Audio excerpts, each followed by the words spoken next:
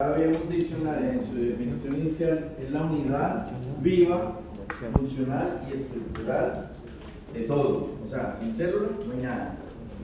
La célula nos da vida y en las situaciones de patología la célula nos da la enfermedad y nos lleva, ¿cierto? Entonces, para poder entender lo que es el potencial de acción, tenemos que entender lo que es ¿qué? El potencial de reposo. Porque si no entendemos lo que es el potencial de reposo, no vamos a entender qué ocurre cuando un estímulo interacciona con la membrana.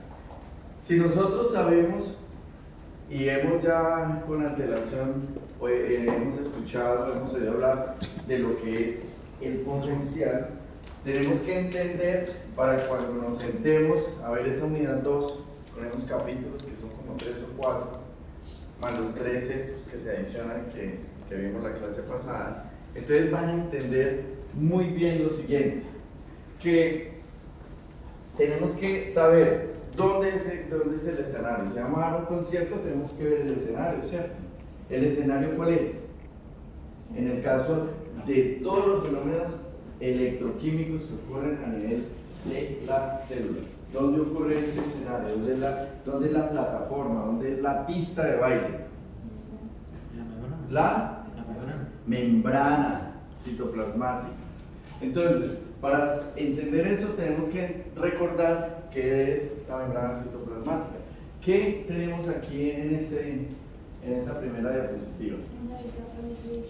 Tenemos una estructura de la membrana en forma de diagrama móvil que es la bicapa lipídica, ¿cierto? ¿Y qué es la bicapa lipídica? Es la que... En sí, para llamarla más concienzudamente, tenemos que decir que es la bicapa fosfolipídica. ¿Por qué? Porque la mayor composición estructural desde el punto de vista bioquímico es esa bicapa de fosfolípidos, ¿cierto? Hablamos de un porcentaje alto, ¿no? ¿Cuánto creen ustedes que forma, que hay de lípidos? 75. ¿O serán las proteínas 75? No, proteína 75. Pues pareciera que si fuera más la bicapa lipídica, ¿cierto? Fosfolipídica. Eso es importante, porque hay que aprenderse los porcentajes, las relaciones, pero lo que sí sabemos es que hay mucha grasa, bicapa fosfolipídica, hay proteínas, ¿cierto? En un menor porcentaje, en un porcentaje medio, y lo que menos hay es carbohidratos. Ahora, ¿para qué sirve esta bicapa lipídica? Recordemos que cuando hay una estructura, la estructura muchas veces determina la función, y la función también moldea la estructura. Entonces la primera es lo que usted dice, protección de, o sea, ¿de qué lo protege? Claro, si tenemos, eso es un compartimiento celular, entonces necesitamos lo que está dentro, protegerlo del medio externo. Porque ¿qué va a suceder? Si yo agarro, por ejemplo, ese experimento tan sencillo que es agarrar un intestino, ¿cierto? Y colocarle sal y agua y meterlo en un medio salado, más salado, ¿qué va a pasar allí? ¿Cómo se llama ese fenómeno? ¿Ah? Va a haber una difusión de partículas. Si hay cloruro de sodio de este lado y menos de este lado, ¿hacia dónde se va a ir el impulso? ¿Ah? Donde hay menor. ¿Entiendes? Y el movimiento de iones conlleva el movimiento de ¿qué? De líquido. Entonces, lo que dice ella es cierto. Esto nos protege, nos aísla. ¿Qué más hace la bicapa fosfolipídica? ¿Cómo? Transporte, otra función. ¿Qué otra cuestión? Que el transporte puede ser activo y pasivo, ¿cierto? ¿Qué más? ¿Cómo? Divide entre el espacio extracelular y el espacio intracelular. División, es parecida como la primera función. Y un sinnúmero de funciones que se dan, como por ejemplo, recordemos que dentro de la estructura de la bicapa fosfolipídica, ¿qué más hay? ¿Qué otras estructuras desde el punto de vista bioquímico? Ya los dije. Hay proteínas. Esas proteínas, ¿cómo figuran allí? Son proteínas integrales, transmembranales, proteínas periféricas que pueden ser por dentro y por fuera, y la finalidad de esas estructuras proteicas allí en la bicapa lipídica es que es formar canales. Para eso que usted dice, claro, para permitir la entrada y salida de sustancias. ¿Y qué sustancias van a entrar y salir? Iones. O sea, y los iones se dividen En cationes. cationes y aniones. ¿Y qué otras cosas van a salir? ¿Qué otras moléculas? ¿Qué entra y qué sale a la célula? Nutrientes. Esos son iones. Esos son cationes. Nutrientes. ¿Cuáles son los aniones? ¿Cuáles son? Cloro. Cloro. ¿El magnesio qué será? ¿Anión o catión? Catión. ¿Y el calcio? Anión. Catión. Entonces mire que ahí van entendiendo el por qué esa membrana, esa bicapa lipídica tiene esa función. Aquí vemos, me gusta esta imagen, ¿por qué? Porque, bueno, y otro componente es los carbohidratos. ¿Dónde están metidos los carbohidratos en la membrana citoplasmática? En los glicolípidos, en las glicoproteínas. ¿Qué significa glicolípido?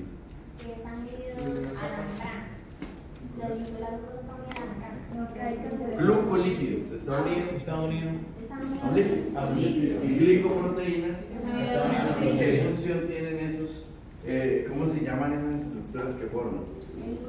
Glicocáliz o glucocáliz. ¿Qué es eso? Son como receptores. Entonces, ahí nos queda claro. Esta imagen me gusta porque, ¿qué es lo que ven aquí? Movimiento.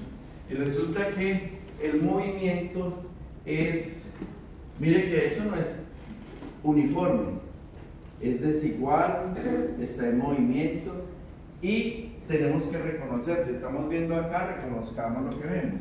Por ejemplo, ¿qué es esto? Vemos que hay dos hileras. ¿Qué es esto? Un ácido graso. Ese ácido graso, ¿cómo se clasifican desde el punto de vista bioquímico los ácidos grasos? Saturado. ¿Cómo? Saturado, insaturado. Esos ácidos grasos que ven allí, ¿cómo son? ¿Cómo? Estos son los ácidos grasos. ¿Quién dice que son saturados? ¿Por qué? ¿Y cuál es la diferencia con los insaturados? ¿Y ahí? ¿Y qué es lo que hace el insaturado? No, eso tiene una definición exacta. ¿Qué es un ácido graso insaturado? ¿Y qué es un ácido graso? Eso es la pregunta. ¿Qué es un ácido graso saturado? ¿Ah? Insaturado significa que esto es saturado. Imagínense mis pies. Esto es saturado. La estructura tridimensional del ácido graso se da ¿por qué? Por la unión de las moléculas, y las moléculas se unen por medio de enlaces. Entonces, ¿cuál es la diferencia de los enlaces de un polisaturado y de un insaturado? ¿Quién lo dijo por ahí? Tiene generalmente en la posición cis. Entonces, si hay un solo enlace, comienza a girar. O sea, imagínense esto no en una superficie plana, sino en las tres dimensiones, espacialmente. Es como si esto yo agarrara y lo sacara y lo tuviera aquí, mírenlo acá. Entonces lo suelto, entonces él se sigue moviendo. Pero si yo le meto un enlace en la posición cis, ¿qué va a ocurrir? Que ese ácido graso gira a la derecha, a la izquierda, generalmente al lado contrario donde está el ácido graso saturado. Y al hacer eso se llama ácido graso insaturado. Entonces hay ácidos grasos poliinsaturados. Entonces, ¿cuál sería la definición de poliinsaturado? Muchos, varios, más de 3, 4. Y es importante ustedes como futuros médicos que sepan que un ácido graso, así de este tipo, porque ustedes ¿qué comen? ¿Qué comemos todos? Membranas. Nosotros comemos células, tejidos, órganos, nos comemos. ¿Ustedes han llegado a comer riñón? Bueno, sus papás de pronto sí, o su abuelita. Hígado. Hígado es un órgano, somos caníbales, nos comemos un hígado. Y si les gusta, es capaz de comerse un hígado entero. ¿Han comido pulmón? ¿Cuál es el pulmón que venden en la carnicería? La costilla. Costillas, hueso. ¿Cuál es el pulmón? ¿Ah? ¿Cómo se llama? Bofe. ¿No han comido un bofe? Bofe es pulmón. ¿Entiendes? Esos órganos están hechos de ácidos grasos de predominio polisaturados. Y los ácidos grasos polisaturados, ¿qué es lo que hacen en nuestras arterias? La arteria tiene tres capas: la íntima, ¿cierto? La media y la adventicia. Entonces la parte interna de las arteriolas, sobre todo, se llenan de estos ácidos grasos, porque uno llega y come, usted mete el diente por acá y con un pedazo de capa lipídica, ¡qué rica! Entonces la come. Eso pasa al intestino, pasa a la sangre y se va a la parte interna de la arteria y con generalmente lo que más abunda, donde más se acumula es en las coronarias, que más adelante van a saber ustedes que es una arteria coronaria, en las arterias del cerebro, carótida y las piernas. Y si el paciente es diabético, peor, porque el diabético acelera la aterosclerosis, y la aterosclerosis, el protagonista de la tele es esto: ácidos grasos polisaturados. Ahora, los ácidos grasos, los creídos, que son así, poliinsaturados, son benéficos. Tienen mucha carga de HDL, High Density Lipoprotein, que limpia, es el carro basurero de la sangre, que limpia las arterias de esto. O sea, los creídos dicen, uy, chusma, y se llevan esto. ¿Entienden? Entonces miren lo importante que es que ustedes desde un inicio tengan un pensamiento integral y se den cuenta para qué necesitamos saber esto. No es para pasar el quiz, ni el parcial, ni nada de esas cosas. Entonces, seguimos. Resulta que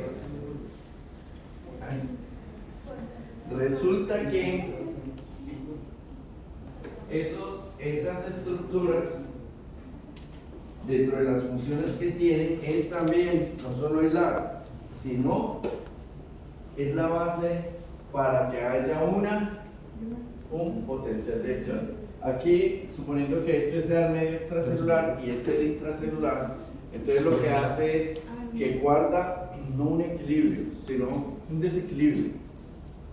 Por fuera, ¿qué ion hay más en predominio? Sodio. Por dentro, importantísimo que tengan eso claro. Si yo tengo más sodio por fuera y por dentro hay menos, y menos potasio por fuera y por dentro hay menos potasio, ¿para qué me sirve saber eso? Primero tengo que entender que esa es la función de la bicapa lipídica, los polipídicos. Ve, mira, por acá hay un poliinsaturado, eso está bien insaturado, ¿ves? Ese también, ¿lo ve? No me lo va a pillar. Entonces, ¿qué sucede?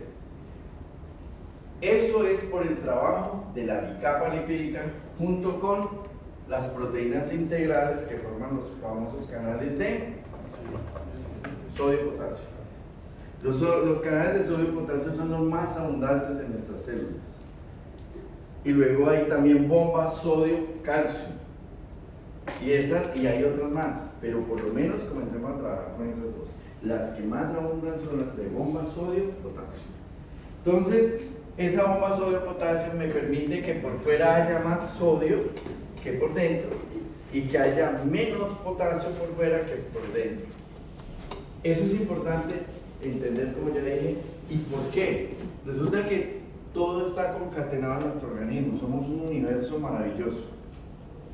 Entonces, si hubiese más sodio dentro de la célula, ¿qué pasaría? Muy bien, ¿cómo? Pero ustedes, futuros médicos, no digan eso, se lisa. Y si hay poquito sodio, ¿qué pasa? Se crena. ¿Todos entienden qué es crenarse y lisarse? Todos, seguro. Si alguien no entiende, díganme. Para eso estamos ahorita hablando en detalle de esto. Si hay mucho potasio por fuera, bueno, y si se hincha aquí, se turge la célula, ¿eso cómo se refleja? Así. Yo miro a la señora, al paciente, ¿cómo veo yo esa hinchazón? ¿Cómo veo yo ese aumento de sodio intracelular? ¿Ah? ¿Dónde veo la inflamación? En la rodilla. En el miembro inferior, etc. Perfecto, muy bien. Ahora, si yo tengo mucho potasio por fuera, ¿qué va a pasar? Creí que estaba riendo. ¿Ah? ¿Qué va a pasar si hay mucho potasio por fuera? Ojo, yo no le hablé de esto, ¿cierto? Ojo, imagínense que han pasado 3, 4 años, no, 5 años y terminaron y están haciendo el año rural. Y llegó un paciente con deshidratación hidroelectrolítica porque tiene diarrea de vómito, un niño. ¿Y ustedes qué le tienen que dar para combatir la deshidratación? Líquidos, con electrolitos, ¿se le llama? Suero. Pero el suero, ¿cómo le va a dar? Peros o intravenoso. Cuando le damos peros, comienzan a vomitar. Entonces, ¿qué hace? Mire que eso puede matar al paciente. Entonces, ¿qué hacen ustedes? Intravenoso. Entonces, se le dice, usted tiene que calcular cuánto le va a dar de KCl. KCl es potasio. ¿Y cuánto le va a dar de sodio? Y usted le va a decir, usted no lo aplica, sino que le dice a una enfermera, aplíquele tantos miliequivalentes de potasio al paciente. ¿Y qué pasa si se me va la mano y queda mucho potasio por fuera de la célula que por dentro daña el equilibrio? ¿Qué sucede? Muy bien, puede morirse el paciente. Terrible. Entonces mire la responsabilidad que tenemos nosotros de entender esto. ¿Y por qué yo me demoro tanto? Porque si la embarramos y le colocamos una sobredosis de potasio al paciente, el paciente se muere. ¿Cómo se muere? Alostasia. ¿Qué pasa con el corazón? Hay una parada cardíaca. Entran las historias. Y si hay mucho calcio, ¿qué pasa? Calcio. ¿Ah? Se enlentece todo, sobre todo la propagación del impulso nervioso. Y si hay poco calcio, hipocalcemia, que se llama, excelente, hay convulsiones, hay espasmos, hay tetanía, hay coma, hay encefalopatía. Entonces miren todo lo que es importante entender. Cuando lean esto, no lean mecánicamente, lean a conciencia y proyectense, imagínense la película. Bueno, y ahora sí que no pasa. Entonces miren lo que es la bicapa lipídica, ¿cierto? La bicapa lipídica es algo dinámico,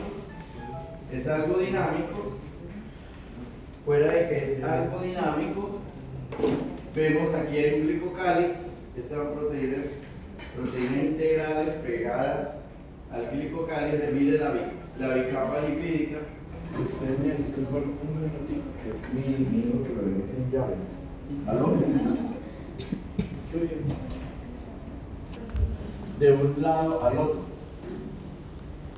Los lípidos, aquí ya nos habla de este video que hay, los lípidos se dividen en fosfolípidos, glicolípidos y esteroles. La composición química de los fosfolípidos nos da la posibilidad de que inclusive sea permeable a lípidos, sea impermeable al agua, etc. Entonces mire la bicapa fosfolipídica. Tenemos esta parte de aquí, ¿cómo se llama? Esta es la colina, que es una cabeza hidrofílica, y esta es hidrofóbica. Y cuando una sustancia tiene esas características se llaman una molécula anfipática. Aquí vemos el exterior, lo que yo les estaba explicando. Aquí vemos la bicapa. Esta parte de aquí, ¿cómo se da? ¿Hidrofóbica o hidrofílica? Hidrofóbica. ¿Y esta? Hidrofílica. Entonces, recuerden que se compone siempre de una colina y dos ácidos grasos pegados a la colina. Y que la composición de los enlaces o la presencia o no de los enlaces es lo que le da la característica a la bicapa lipídica. La bicapa lipídica de esta manera es muy permeable ¿a qué? Por ejemplo, esto es impermeable ¿a qué? Al agua. Y es permeable también a los gases. Muy fácil pasa. Pero hay sustancias como por ejemplo, perdón, el agua no pasa fácilmente porque esta es una capa de fosfolípidos. Entonces, si no pasa fácilmente, ¿cómo hace para pasar el agua de aquí a aquí? Aquaporina. ¿Y eso qué? Pues está muy pila, leyeron todo. Claro. Por las aquaporinas. ¿Y cómo pasa? Mire el glicocáliz. ¿Cómo pasa la glucosa? Ya les dije. O sea, bueno, muy bien.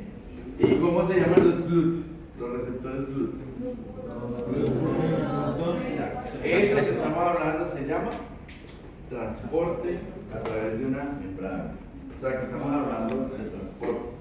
Estamos hablando a la vez de comunicación. ¿Por qué? Porque para que haya una comunicación, cuando vemos los glicocáliz, que por aquí parece que hay uno, ¿qué sucede? Aquí están hablando del colesterol. El colesterol le da más permeabilidad. Hay una cosa que hay que decir aquí, que la permeabilidad de la membrana también tiene que ver no solo con la estructura química, sino con temperatura, ¿cierto?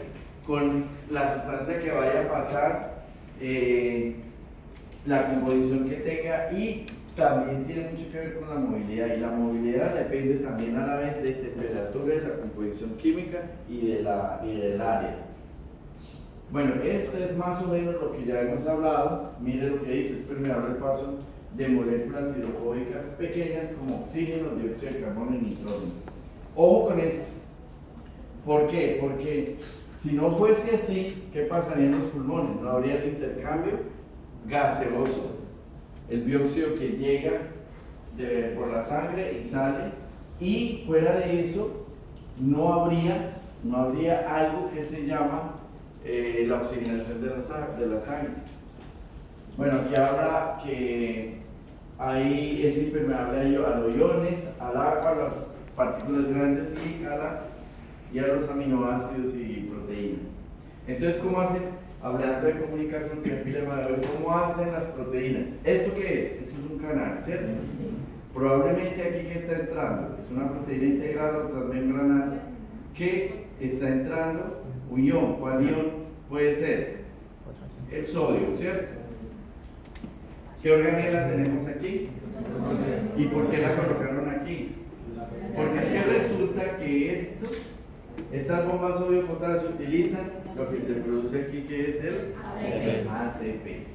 Entonces miren que la proteína integral, que puede ser unida a una periférica, puede ser interna o externa, tiene que ver con el transporte, y a la vez tiene que ver con señalización. ¿Por qué? Porque muchas estructuras necesitan de estos canales para hacer inducción. O sea, hay un glicocáliz en la superficie que se topa con una hormona peptídica o proteínica, y resulta que da la señalización y ocurren cambios dentro de la célula ocasionados por los glicocáliz que están por fuera de la célula. Eso se llama comunicación celular. Ahorita más adelante vemos mejor.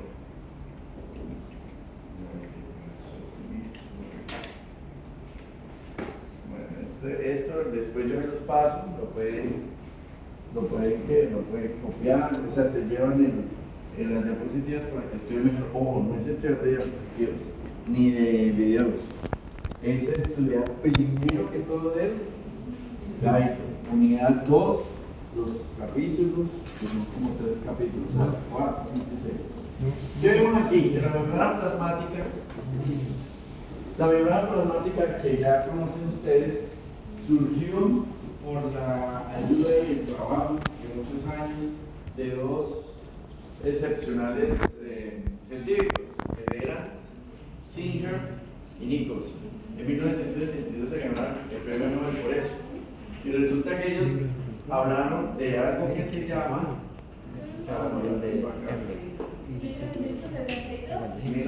no, ahorita se las devuelvo, pero yo quiero que vean esto. Ellos hablaron de la teoría del mosaico fluido. Si la conocen, ¿cierto? La tenía acá. La teoría del mosaico fluido nos habla de qué? Que la capa fosfolipídica es dinámica, que es heterogénea, que su composición es de múltiples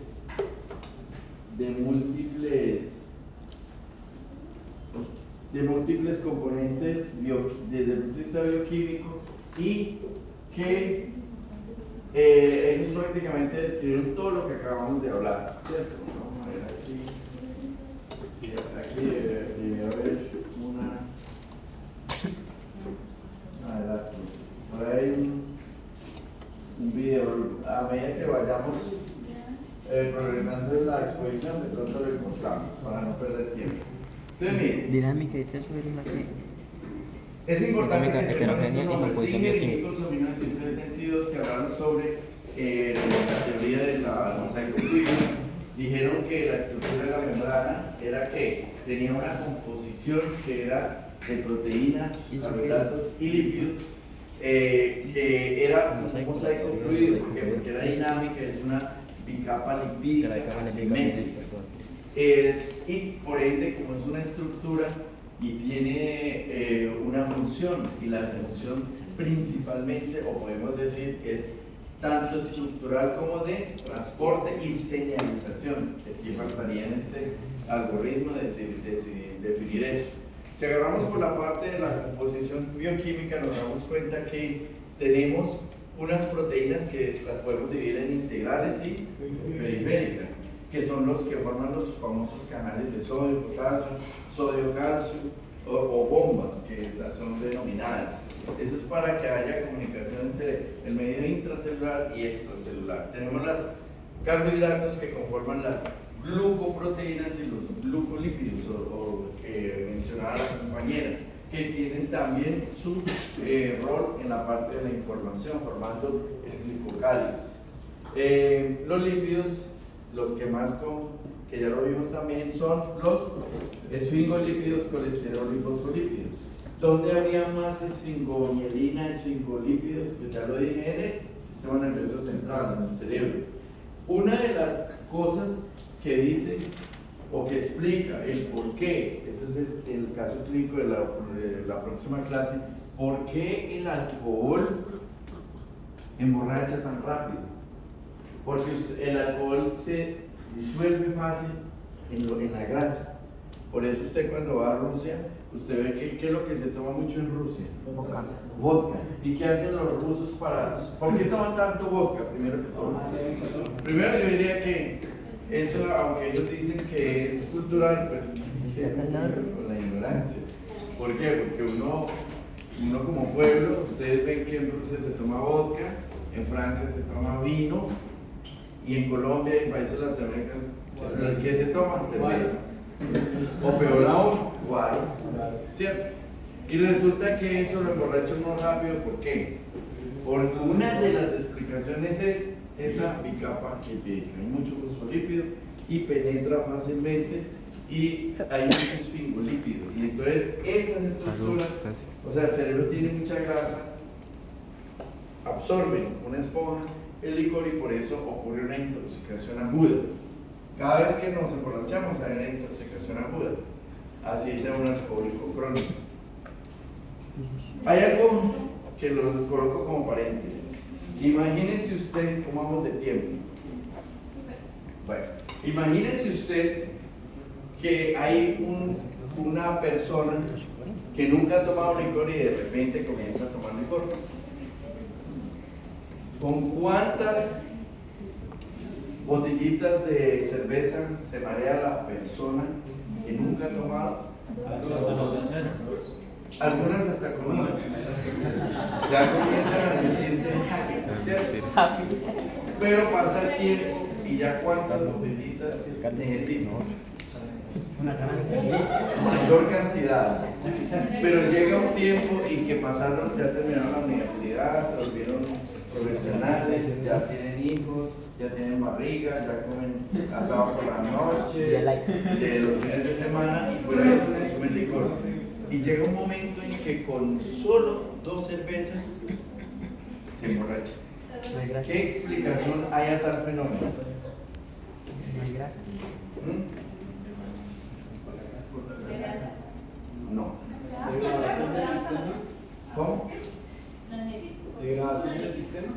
¿Quién evita o quién desintoxica el organismo de todo lo que es el hígado? ¿Y qué pasa con el hígado? El hígado ha trabajado tanto durante tantos años que rebasa su capacidad homeostásica, fisiológica, y comienza a pasar al plano de la patología y comienza a tener el paciente una hepatitis crónica, etílica, o sea, por consumo de alcohol. Y el hepatocito, que es la célula que compone el hígado, se va muriendo. Y donde muere un tejido, ¿qué sucede? Cuando yo me corto, ¿qué se forma? Una cicatriz. Lo mismo sucede con estos órganos. El tejido que se muere se cicatriza. Y en la cicatriz, la composición, histológicamente hablando, de una cicatriz es colágeno. Entonces, el hígado se comienza a ser reemplazado. La unidad viva, funcional y estructural, que es el hepatocito, se comienza a ser reemplazado por colágeno. Y eso se llama cirrosis. Y cuando hay cirrosis, hay hipertrofia de las fibroblastos, produce mucho colágeno y se va a formar con el tiempo, puede irse el camino por otro lado y se forma un cáncer hepatocelular, o sea, un tumor. Y el paciente fallece a la final, al cabo del tiempo, por eso. Entonces, ojo, si ustedes como futuros médicos, nunca se les olvide esto. El joven se emborracha con 3. Alcoholismo en sus etapas iniciales. El joven, ya más mayor, se emborracha y dice, y se jacta, y dice, no más, este no es capaz, este llega y pasa por Bavaria y se marea. Pero yo me tomo 2 cajas de cerveza y no me pasa nada. Terrible, terrible. El hígado de ese señor está sufriendo y va por muy mal camino. Y la tercera etapa es que dicen, mire, ¿cómo le parece que este ya sobre un flow? Ya se toma 2 cervezas y se emborracha. Ya está listo. No tiene hígado. No tiene hígado. Y eso es grave. Y ahí comienza el mal genio, la irritabilidad. ¿Y por qué eso? Eso se llama ¿cómo? Ahí atrás. ¿Cómo se llama eso? Cuando ya el alcohólico con cirrosis ya está delgado, de pronto tiene un abdomen prominente, entonces se llama al que sepa de pronto no tienen que saber, una ascitis. Se acumula el líquido porque hay trastorno de las proteínas dentro del torrente sanguíneo y hay comparación con el tejido. ¿Y qué va a pasar con el paciente? Todos esos tóxicos comienzan a navegar por el torrente sanguíneo y uno de los órganos que comienza a reaccionar a eso es el cerebro, y eso se llama encefalopatía. Entonces, ¿cómo es una encefalopatía? En su parte inicial, mal genio, trastornos de la cognición, trastorno de la memoria, no piensan adecuadamente y pueden llegar hasta un extremo horrible que puede ser convulsiones, coma, etc. Entonces, miren cómo es importante saber fisiología. Entonces, tenemos que una función es de transporte y esa función de transporte, ¿cómo podemos definirlo? Como transporte que necesita energía, se llama, y que no necesita energía, pasivo. Y facilito. Entonces, ¿de dónde sacamos la energía para transportar a través de la célula? De la mitocondria, de forma de ATP. Y para que salga ATP, ¿qué necesitamos? Glucosa. Miren lo fácil. El 95% de forma en la mitocondria y el resto extra mitocondrial. Pero el más efectivo a través del ciclo de Krebs. Entonces, esos canales que se forman son canales para el transporte activo, que pueden ser canales voltaje dependiente, dependientes de un ligando o regulados por segundos mensajeros, sobre todo en el sistema hormonal endocrino. Esto sugiero porque es motivo de preguntas típicas en quizzes, exámenes, aquí, en cualquier universidad y en cualquier lugar del mundo. Y sobre todo si nos vamos a ir a estudiar a Europa o a Norteamérica, también nos van a preguntar, esto es universal. El transporte pasivo, ojo con esto, imposible que nos pregunten qué es uniporte, simporte y antiporte y no sepamos qué es. Y el transporte activo puede ser también primario y secundario. Eso lo van a tener ustedes, yo les doy las diapositivas, pero vuelvo y repito, esto lo deben primero que todo leer la Biblia, y la Biblia de la fisiología es ¿ok? Bueno, entonces miren la fluidez de la membrana. La fluidez de la membrana se ve influenciada por factores químicos que favorecen o físicos que favorecen la viscosidad y favorecen la fluidez. Por ejemplo, los que favorecen la viscosidad tenemos un alto grado de saturación. ¿Qué significa eso? Que a mayor longitud de las colas hidrocarbonatadas, entonces mayor movilidad. Y a menor temperatura del medio ambiente hay mayor, viscosidad.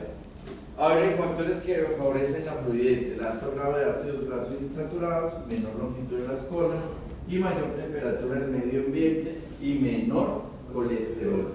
¿Qué significa? Que el colesterol pone rígida la membrana. La membrana es la bicapa lipídica. Eso les queda claro, ¿cierto? Cosas sencillas para el gaito.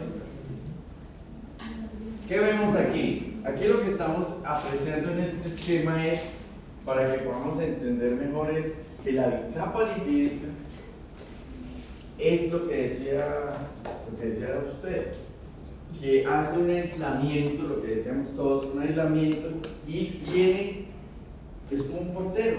Dice, usted pasa, usted no pasa. Es selectiva, es semipermeable, es impermeable y es permeable a otras cosas. Es permeable, impermeable y semipermeable a otras cosas.